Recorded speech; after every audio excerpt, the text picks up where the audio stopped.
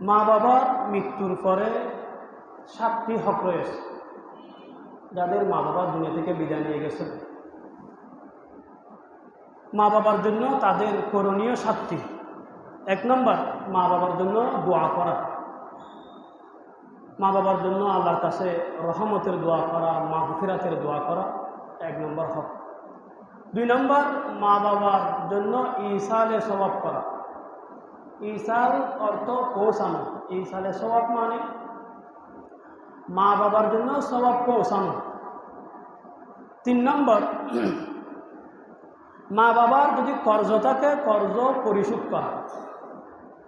4 নম্বর, মা বাবার মৃত্যুর পরে সন্তানের উপর মা বাবার 4 নম্বর হক হলো মা বাবা যদি কোনো ওসিয়ত করে যায়, শরীয়ত সম্মত ওসিয়ত পালন করা, যদি শরীয়তের সাথে সাংঘর্ষিক না হয়।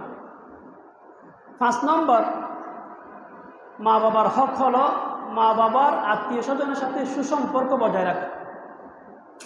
6 নম্বর, মা বাবার মৃত্যুর পরে মা বাবার হক মা বাবার বন্ধু বান্ধব যারা ছিল তাদের সাথে সুসম্পর্ক রাখা, তাদেরকে সম্মান করা। 7 নম্বর, মা বাবার কবর জিয়ারত করা। এই 7টি হলো মৃত্যুর পরে মা বাবার হক। 1 নম্বর হলো মা বাবার জন্য দোয়া করা। দোয়া এটি অত্যন্ত সহজ একটি আমল, সিম্পল একটি আমল, যে কেউ এটা করতে পারে, ধনী হোক গরিব হোক, ছোট হোক বড় হোক, শিক্ষিত হোক অশিক্ষিত হোক, যে কোনো মানুষ করতে পারে এমন একটি আমল হলো দোয়া। যে কোনো অবস্থা করা যায়। আপনি দাঁড়িয়ে থাকলে দাঁড়িয়ে দাঁড়িয়ে দোয়া করেন, বসে বসে দোয়া করেন, শুয়ে শুয়ে দোয়া করেন, যে অবস্থায় থাকেন মা বাবার কথা মনে পড়েছে, অন্তরের অন্তঃস্থল থেকে আল্লাহর কাছে আপনি দোয়া করেন, যে কোনোভাবে করেন। আরবিতে যদি জানেন, আরবি যে বাক্যগুলি আছে, আরবি জানলে আরবিতে করেন, আরবি না জানলে বাংলায় বলেন, আল্লাহ আমার মা বাবার উপর আপনি দয়া করুন, আল্লাহ আমার মা বাবাকে আপনি মাফ করে দিন, আমার মা বাবার গুনাহ আপনি ক্ষমা করে দিন। এখানে বানোয়াটির কিছু নাই, ইরান তুরান কিছু বলতে হবে এরকম না, একদম সাদা সিধা আল্লাহর কাছে একদম সাদা সিধা বলুন, আল্লাহ আমার মা বাবাকে মাফ করে দিন, এতটুকু। আল্লাহ আমার মা বাবার উপর আপনি দয়া করুন, এতটুকু আপনার কাছে বলেন। এই দোয়াকে আমরা খুব মূল্যহীন মনে করি, একদম ছোট্ট একটি কাজ মনে করি। এটি আমার দৃষ্টিতে যদিও ছোট, মূল্যহীন, কিন্তু আমাদের মৃত মা বাবা এবং স্বজনদের কাছে এই দোয়া অমূল্য, অনেক গুরুত্বপূর্ণ। রাসূলুল্লাহ সাল্লাল্লাহু আলাইহি ওয়াসাল্লাম হাদিস শরীফের মধ্যে ইরশাদ করেন, ইযা মাতাল ইনসান ইনকাতাআ আনহু আমালু ইল্লা মিন সালাসা, ইল্লা মিন সাদাকাতিন জারিয়া আও ইলমিন ইউনতাফাউ বিহি আও ওয়ালাদিন সালিহিন ইয়াদউ লাহু। নবীজি বলতেছেন, ইযা মাতাল ইনসান, মানুষ যখন মরে যায়, মানুষ যখন মরে যায়, ইনকাতাআ আনহু আমালু, তার আমলের দরজা বন্ধ হয়ে যায়। মরে গেলে আমলের দরজা বন্ধ। মৃত্যুর পরে মানুষ চাইলে আর নামাজ পড়তে পারবে? পারে না। মরে যাওয়ার পরে কোনো মানুষ চাইলে আর রোজা রাখতে পারে? রোজা রাখতে পারে না। হজ করতে পারে না, যাকাত দিতে পারে না, কোনো নেক আমল সে আর করতে পারে না। আমলের রাস্তা বন্ধ। আমলের রাস্তা বন্ধ হয়ে গেলে সওয়াবের রাস্তা বন্ধ, আর সওয়াব পাবে না। ইল্লা মিন সালাসা, তবে নবীজি বলতেছেন 3টা রাস্তা খোলা থাকে। মানুষ মরে গেলে আমলের যাবতীয় রাস্তা বন্ধ, 3টা রাস্তা খোলা।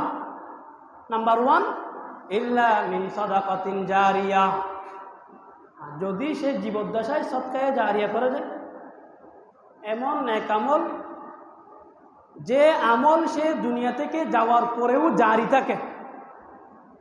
যেমন সে একটা মসজিদ বানিয়ে গেছে, তো সে মরে গেছে, মসজিদটা রয়ে গেছে, সব পৌঁছতে থাকবে। একটা মাদ্রাসা করে গেছে, সে মরে গেছে, মাদ্রাসা রয়ে গেছে, সব পৌঁছতে থাকবে। কাউকে একটা ঘর বেঁধে দিছে, গরিব মানুষ, অভাবী মানুষ ঘর বানিয়ে দিছে, তো সে মরে গেল, গর্ত রয়ে গেছে, সব পাবে। একটা টিউবওয়েল, একটা ডিপ বসে দিছে, মানুষের যেন এখান থেকে পানি খাইতে পারে, সে মরে গেছে, সব পৌঁছতে থাকবে। এরকম যে আমল সে মৃত্যুর পরেও যে আমল রয়ে যায়, যতদিন ওই আমলটা থাকবে তার কাছে সব পৌঁছতে থাকবে। সুবহানাল্লাহ। আও ইলমিন ইউনতাফাউ বিহি, 2 নম্বর উপকারী ইলম, সে মরে গেছে, উপকারী ইলম রেখে গেছে। সে আলেম ছিল, হাফেজ ছিল, সে অনেক ছাত্রকে হাফেজ বানাইছে, অনেক ছাত্রকে সে দিন ধর্মের শিক্ষা দিছে, উপকারী ইলম রয়ে গেছে। অথবা সে অনেক কিতাব রেখে গেছে, অথবা বিভিন্ন মাদ্রাসা সে কিতাব দিয়েছে, কিতাবগুলো এখনো রয়ে গেছে, এখান থেকে ছাত্ররা পড়তেছে, দ্বীন ইলম শিখতেছে। অথবা সে নিজের সন্তান আলেম হাফেজ সন্তান রেখে গেছে, অথবা অন্যের সন্তানকে সে টাকা দিয়ে পয়সা দিয়ে আলেম হাফেজ হওয়ার ক্ষেত্রে সে সাহায্য সহযোগিতা করেছে, অনেক বড় কাজ। সে চলে গেছে, তার যে অবদান ছিল এলমের ক্ষেত্রে, এই অবদান এখনো রয়ে গেছে, সে সব পেতে থাকবে। আও ওয়ালাদিন সালিহিন ইয়াদউ লাহু, 3 নম্বর সে মরে গেছে, তার সন্তান রয়ে গেছে, যে সন্তান তার জন্য দোয়া করতে থাকে, সন্তান তার জন্য দোয়া করে, এই দোয়া সে মরে গেলেও তার কবরে পৌঁছতে থাকবে। তাহলে মা বাবা মৃত্যুর পরে সমস্ত আমলের দরজা যেখানে বন্ধ হয়ে যায়, সমস্ত আমলের দরজা বন্ধ হয়ে যাওয়ার পরে যে 3 মাধ্যমে তাদের কাছে স্বভাব পৌঁছে থাকে, তার মধ্যে একটি গুরুত্বপূর্ণ মাধ্যম হলো সন্তান সন্ততির দোয়া। সুবহানাল্লাহ।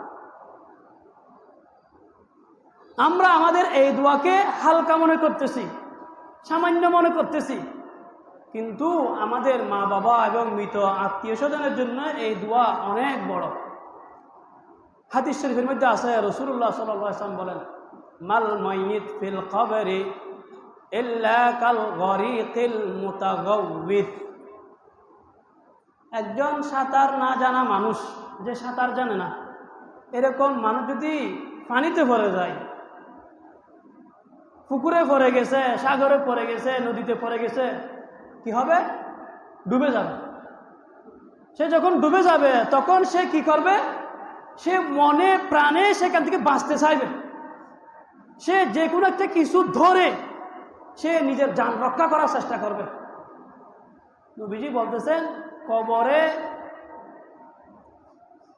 যারা রয়েছে, কবরের মানুষেরা, এরা পানিতে পড়ে যাওয়া সাঁতার না জানা সাহায্য প্রার্থী মানুষের মতো, তারা সবসময় সাহায্যের আশায় থাকে। ইয়ান্তাজিরু দাওয়াতান, তারা দাওয়া মানে হচ্ছে দোয়া, তারা দোয়ার অপেক্ষা করে।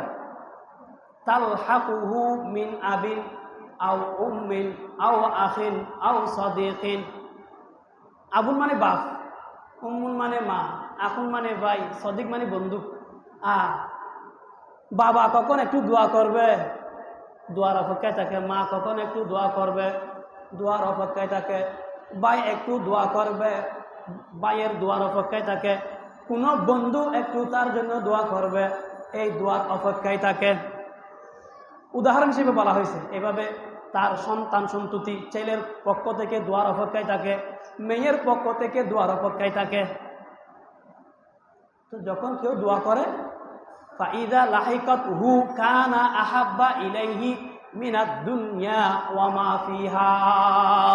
যখন দুনিয়াবাসী মায়ের পক্ষ থেকে, বাবার পক্ষ থেকে, ভাইয়ের পক্ষ থেকে, বন্ধুর পক্ষ থেকে, ছেলে মেয়ের পক্ষ থেকে মৃত ব্যক্তিদের জন্য দোয়া করা হয়, এই দোয়া পেলে তাদের অবস্থা কেমন হয়, এই দোয়া তাদের কাছে কেমন প্রিয় হয়? বলছে আহাব্বা ইলাইহি মিনাদ দুনিয়া, এই দোয়া তাদের কাছে সমগ্র দুনিয়ার চাইতে বেশি প্রিয় হয়। সুবহানাল্লাহ।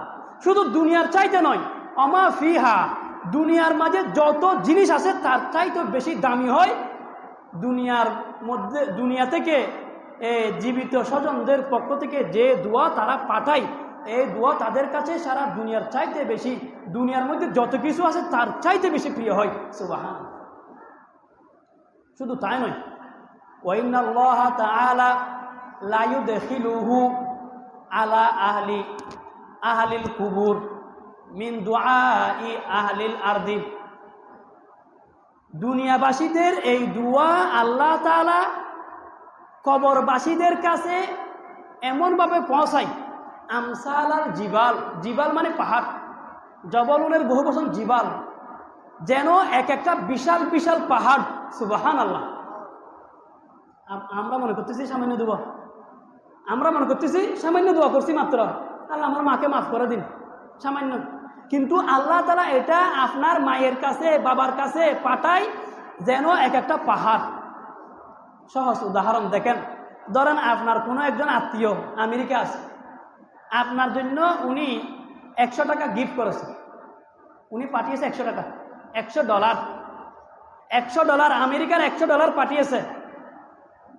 এটা যখন বাংলাদেশে এসেছে আপনি কত পাবেন? 100 টাকা। বাংলাদেশের টাকা কত টাকা পাবেন? 10,000 প্লাস। আমেরিকা থেকে পাঠিয়েছে মাত্র 100 টাকা, আর আপনি পাচ্ছেন 10,000 প্লাস। ঠিক তেমনিভাবে আপনি দুনিয়া থেকে পাঠাচ্ছেন সামান্য দোয়া, এটা আল্লাহ রিসিভ করবেন, রিসিভ করে আপনার মাকে দিবে, বাবাকে দিবেন যেন এক একটা বিশাল পাহাড়। সুবহানাল্লাহ। ওয়া ইন্না হাদিয়াতাল আহইয়া ইলাল আমওয়াত আল ইস্তিগফারু লাহুম। নবীজি বলতেছেন, তোমরা দুনিয়াতে একে অপরকে হাদিয়া দাও না, উপহার, উপঢৌকন।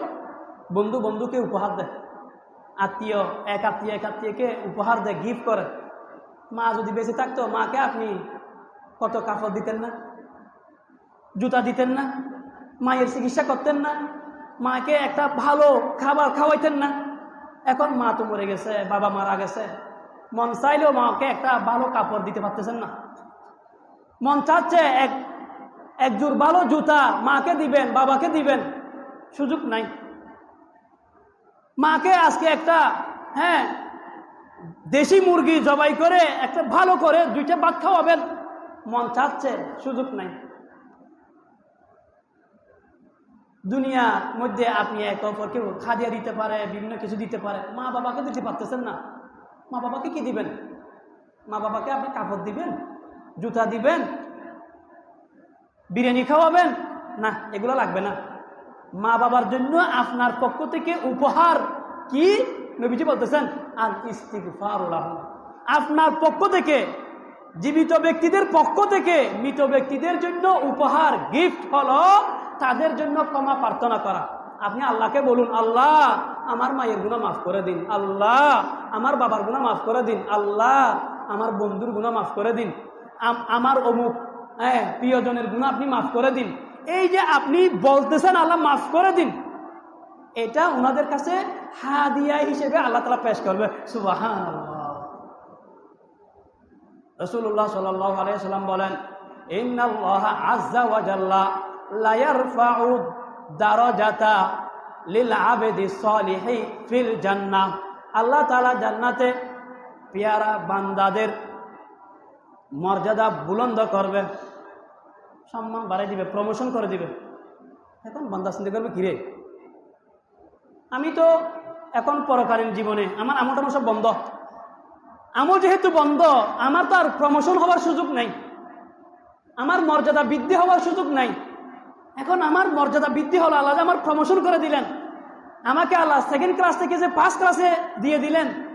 কারণটা কি?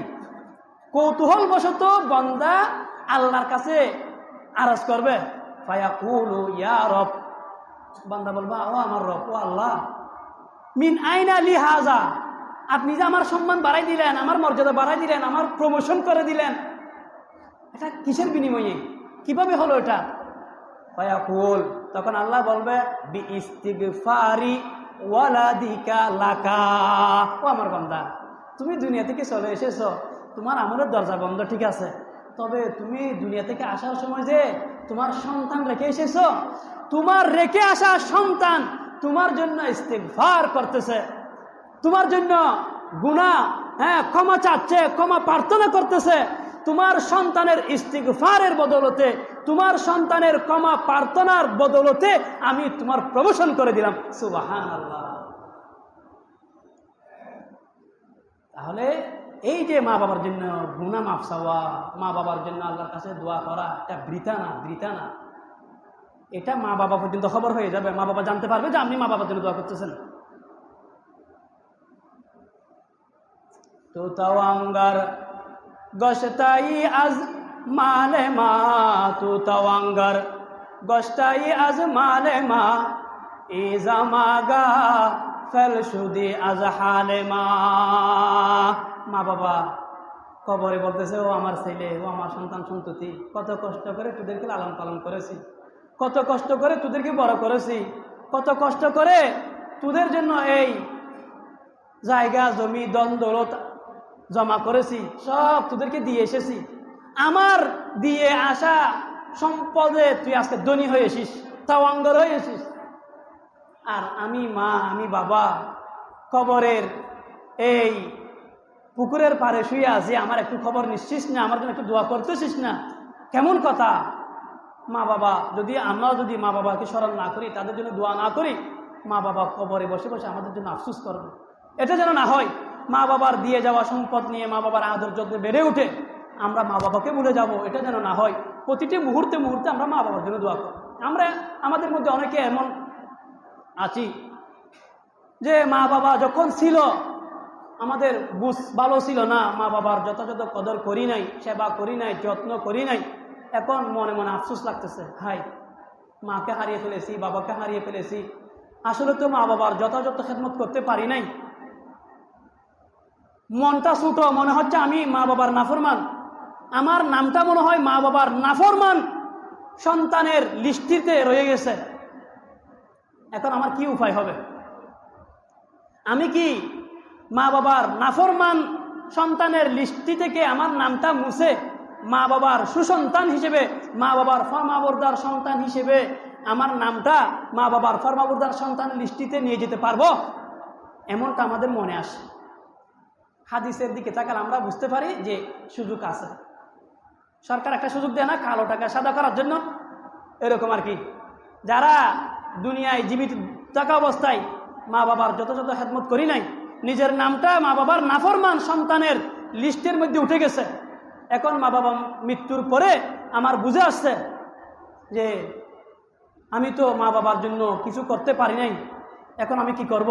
এখন আপনি যদি মা বাবার সুসন্তান হতে চান, মা বাবার সুসন্তান হিসেবে আপনি সুসন্তানের লিস্টিতে আপনার নামটা উঠাতে চান, সুযোগ আছে। কি সুযোগ? রাসূলুল্লাহ সাল্লাল্লাহু আলাইহি ওয়াসাল্লাম বলেন, ইন্নাল আবদা লা ইয়ামুতু ওয়ালিদাহু আও আহাদুহুমা ওয়া ইন্নাহু লাহুমা লাআক। যদি এমন হয় যে কোনো ব্যক্তির মা বাবা দুজন মারা গেছে অথবা কোনো একজন মারা গেছে, আর সে মা বাবার নাফরমান ছিল, সে মা বাবার অবাধ্য ছিল, সে মা বাবা যখন মারা গেছে মা বাবা তার উপর অসন্তুষ্ট ছিল, নারাজ ছিল, ফালা ইয়াজালু ইয়াদউ লাহুমা আও ওয়া ইস্তাগফিরু লাহুমা হাত্তা ইয়াকতুবাল্লাহু বাররান। এখন মা বাবার মৃত্যুর পরে ফালা ইয়াজালু ইয়াদউ লাহুমা, সে যদি সর্বদা মা বাবার জন্য দোয়া করে, ঘন ঘন মা বাবার জন্য দোয়া করে, সবসময় মা বাবার জন্য দোয়া করে, যখন মনে করে মা বাবার জন্য দোয়া করে, ওয়া ইস্তাগফিরু লাহুমা, এবং মা বাবার জন্য সে আল্লাহর কাছে গুনাহ মাফ চায়, ক্ষমা প্রার্থনা করে, সে যদি এই কাজটি করে, হাত্তা ইয়াকতুবাল্লাহু বাররান, আল্লাহ তাআলা তার নামটা মা বাবার নাফরমান সন্তানের লিস্ট থেকে মুছে কেটে মা বাবার সুসন্তান হিসেবে লিখে দিবেন। সুবহানাল্লাহ। এজন্য যারা মা বাবাকে হারিয়ে ফেলেছি, আমাদের প্রথম কাজ হলো বেশি বেশি মা বাবার জন্য দোয়া করা। আল্লাহ আমার মা বাবাকে আপনি মাফ করে দিন, আল্লাহ আমার মা বাবার গুণ আপনি ক্ষমা করে দিন, আল্লাহ আমার মা বাবার আপনি দয়া করুন। বেশি কিছু বলতে হবে না। আল্লাহ তাআলা বানোয়াটি এগুলো চাই না, রং করতে হবে না আল্লাহর কাছে, সাদা সিধা, একদম সাদা সিধা, শুধু আল্লাহ সে এখলাস, অন্তর থেকে বলবেন, অন্তর থেকে বলবেন আল্লাহ আমার মাকে মাফ করে দিন, আল্লাহ আমার বাবাকে মাফ করে দিন, আল্লাহ আমার মায়ের উপর আপনি রহম করুন, আমার বাবার উপর আপনি রহম করুন, এটুকু বলবেন। আরবি যদি জানেন এই দুটা দোয়া বলবেন, রব্বির হামহুমা কামা রব্বায়ানি সগীরা। আরেকটি দোয়া যেটার মধ্যে মা বাবার জন্য মাগফিরাতের দোয়া আছে, রব্বিগফিরলি ওয়ালি ওয়ালিদাইয়া ওয়ালিল মুমিনিনা ইয়াওমা ইয়াকুমুল হিসাব। এই আরবি দোয়া দুটি বলবেন। আরবিতে না জানলে কোনো সমস্যা নাই, বাংলায় বলবেন, যেভাবে পারেন সেভাবে বলবেন, আল্লাহ আমার মা বাবাকে মাফ করে দেন। 1 নম্বর। 2 নম্বর, মা বাবার মৃত্যুর পরে সন্তানের জন্য করণীয় হলো ইসালে সওয়াব করা। ইসাল মানে পৌঁছানো, সওয়াব মানে সওয়াব, ইসালে সওয়াব মানে সওয়াব পৌঁছানো। সওয়াব কিভাবে পৌঁছাবেন? কোনো ঝামেলা নেই। আপনি যে কোনো একটা নেকামল করে, আপনি নিয়ত, নেকামল করলে সওয়াব হয় না, আপনি নিয়ত করবেন এই আমার এই নেকামলের সওয়াবটুকু আল্লাহ তাআলা আমার মাকে দান করুন, আমার বাবাকে দান করুন, বাস এটাই ইসালে সওয়াব। ইসালে সওয়াব কিভাবে করবেন? এটা বিভিন্নভাবে ইসালে সওয়াব করা যায়।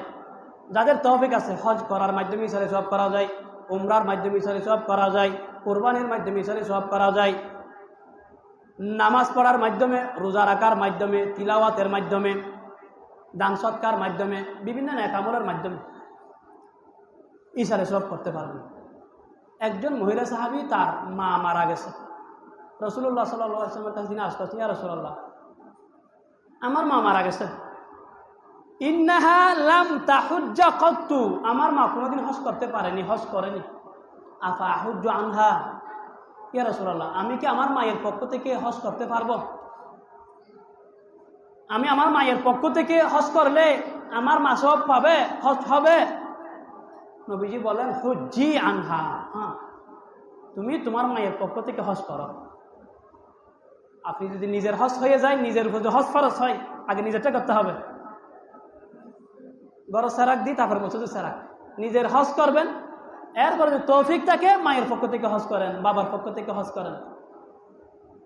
এই যে আপনার হজের যে সওয়াব, আপনি নিয়ত করবেন আল্লাহ আমার এই সওয়াব আমার মাকে দান করুন, আমার বাবাকে দান করুন। উমরা করতে পারবেন। এক সাহাবী রাসূলুল্লাহ সাল্লাল্লাহু আলাইহি ওয়াসাল্লামকে আরজ করতেছেন, ইয়া রাসূলুল্লাহ, ইন্না আবি শাইখুন কাবীর। ইয়া রাসূলুল্লাহ, আমার বাবা বয়োবৃদ্ধ মানুষ, বৃদ্ধ মানুষ, বয়স হয়ে গেছে। লা ইয়াস্তাতিউল হাজ্জা, আমার বাবা হজ করতে পারবেন, হজ করতে সক্ষম নয়। ওয়ালাল উমরা, উমরা করতে সক্ষম নয়। ওয়ালা জানা, তিনি সফর করতে পারবে না, ওনার ওই সক্ষমতা নেই। রাসূলুল্লাহ সাল্লাল্লাহু আলাইহি ওয়াসাল্লাম বলতেছেন, হুজ্জা আন আবিকা ওয়া তামির, তুমি তোমার বাবার পক্ষ থেকে হজ করো, তুমি তোমার বাবার পক্ষ থেকে উমরা করো। এই হাদিসগুলিকে সামনে রেখে উলামায়ে কেরাম বলেন, মা বাবার পক্ষ থেকে সন্তান নফল হজ করতে পারবে, নফল উমরা করতে পারবে। আপনি আপনার ওয়াজিব কুরবানির পাশাপাশি আপনার যদি সামর্থ্য থাকে, তৌফিক থাকে, আপনি আপনার বাবার পক্ষ থেকে নফল কুরবানি আপনার বাবার পক্ষ থেকে, মায়ের পক্ষ থেকে করতে পারবেন। আপনি বলবেন, আল্লাহ আমার যে নফল আমার বাবার পক্ষ থেকে যে কুরবানি করেছে, এই কুরবানির সওয়াব আপনি আমার বাবাকে দান করুন, আমার মাকে দান করুন, আমার বাবার উপর বকশিশ করুন, আমার মায়ের উপর বকশিশ করুন। একটা হাদিসের মধ্যে আছে, রাসূলুল্লাহ সাল্লাল্লাহু আলাইহি ওয়াসাল্লাম একবার 2টা দুম্বা কুরবানি করলেন। জবাইয়ের পূর্বে নবীজি দোয়া পড়লেন, ইন্নী ওয়াজ্জাহতু ওয়াজহিয়া লিল্লাযী ফাতারাস সামাওয়াতি ওয়াল আরদা হানিফা ওয়া মা আনা মিনাল মুশরিকিন লা শারীকা লাহু ওয়া বিযালিকা উমিরতু ওয়া আনা মিনাল মুসলিমিন আল্লাহুম্মা মিনকা ওয়া লাকা আন মুহাম্মাদ ওয়া উম্মতি বিসমিল্লাহি আল্লাহু আকবার।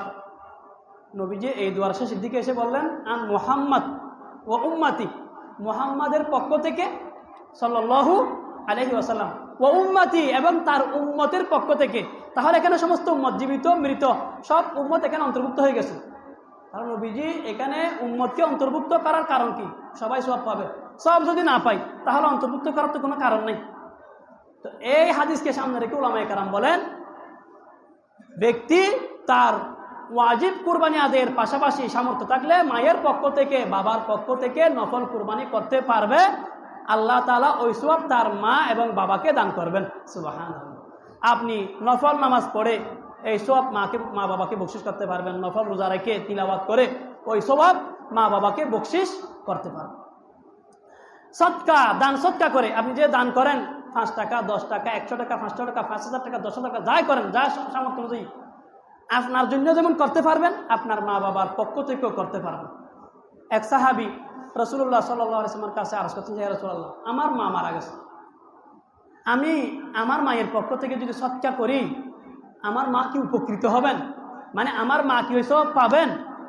রাসূলুল্লাহ সাল্লাল্লাহু আলাইহি ওয়াসাল্লাম বলেন, হ্যাঁ অবশ্যই, তুমি যদি তোমার মায়ের পক্ষ থেকে সৎকা করো ওই সৎকার সবব তোমার মা পাবে, তোমার মা উপকৃত হবে। তখন তিনি বলতেছেন, ইয়া রাসূলুল্লাহ ইন্নী উশহিদুকা, ইয়া রাসূলুল্লাহ আমি আপনাকে সাক্ষ্য রাখতেছি, আপনি সাক্ষী থাকুন, আপনি সাক্ষী থাকুন, আন্না হাইতি আল মিখরাফ সাদাকাতুন আলাইহা, আমার যে মিখরাফ নামে একটা বাগান আছে ওই বাগানটি আমি আমার মায়ের জন্য সৎকার করে দিলাম। সুবহানাল্লাহ।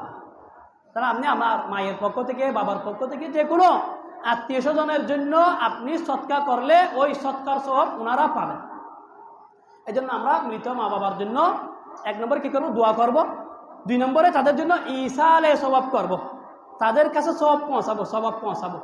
আমাদের দেশে একটা রসম আছে না, হ্যাঁ, এই যে 4 দিন মানুষ মারা গেলে 7 দিনের দিন মেজবান করতে হয়।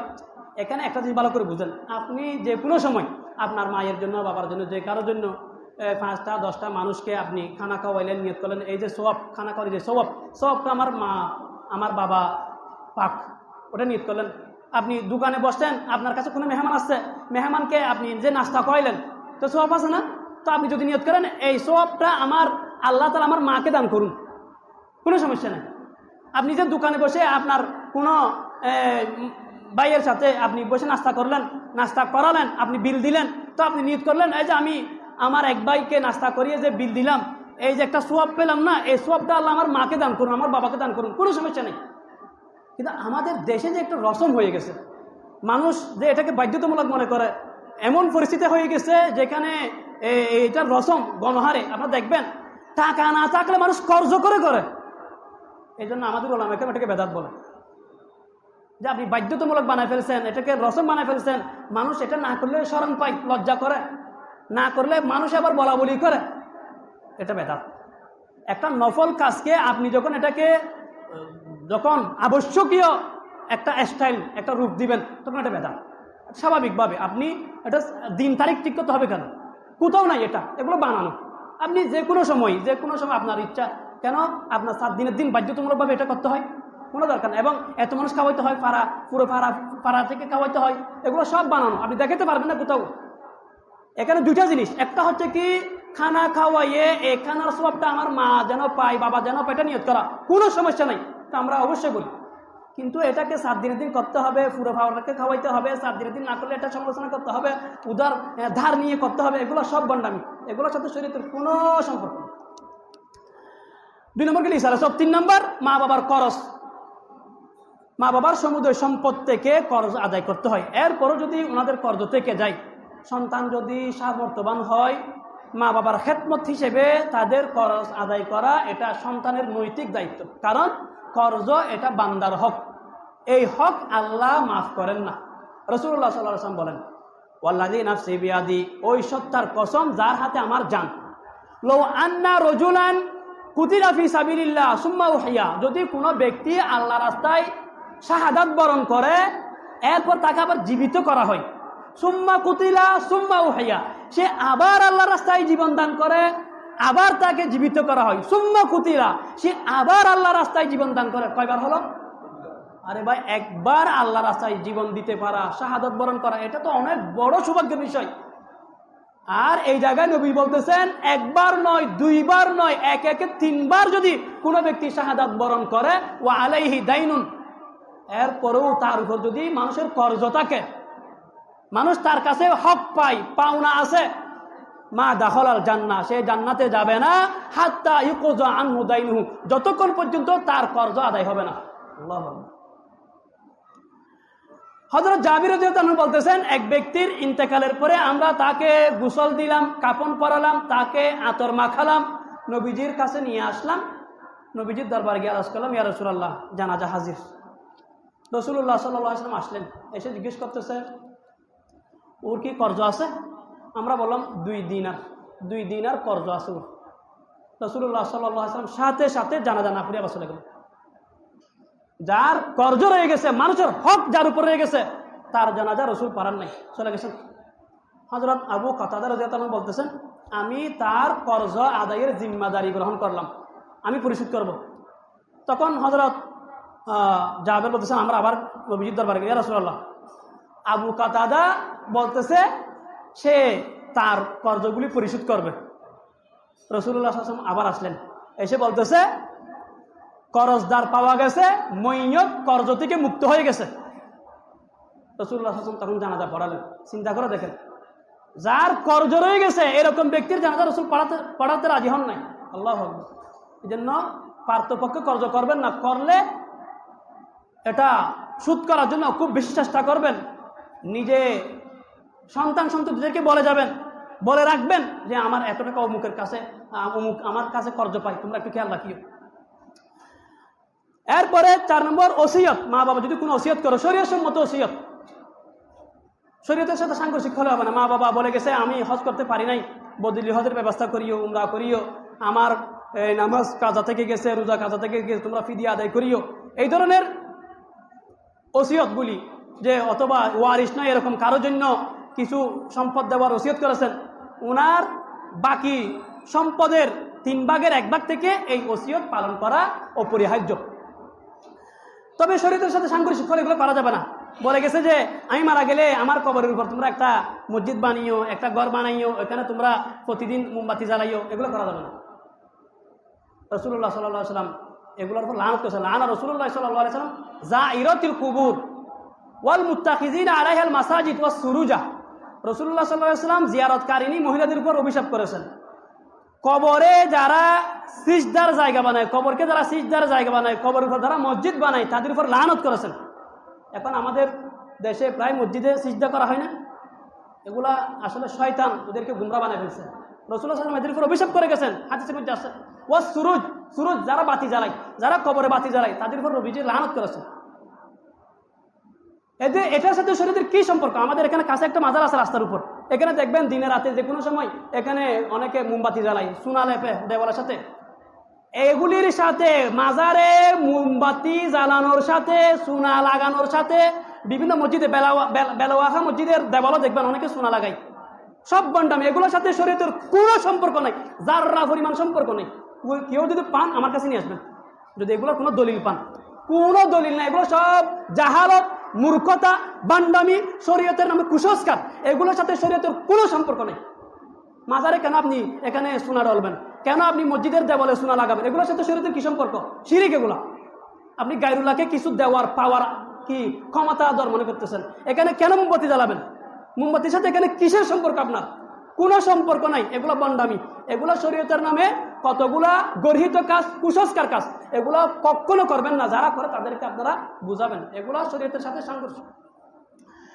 নাহা রাসূলুল্লাহ সাল্লাল্লাহু আলাইহি ওয়াসাল্লাম আইন ইউজাসাল কব ওয়া আইয়ুবনা আলাইহি ওয়া আইয়াকুদা আলাইহি। রাসূলুল্লাহ সাল্লাল্লাহু আলাইহি ওয়াসাল্লাম কবরে সুন্নাত করতে নিষেধ করেছেন, কবরের উপর ঘর বানাতে নিষেধ করেছেন, নবীজি কবরের উপর বসতে নিষেধ করেছেন।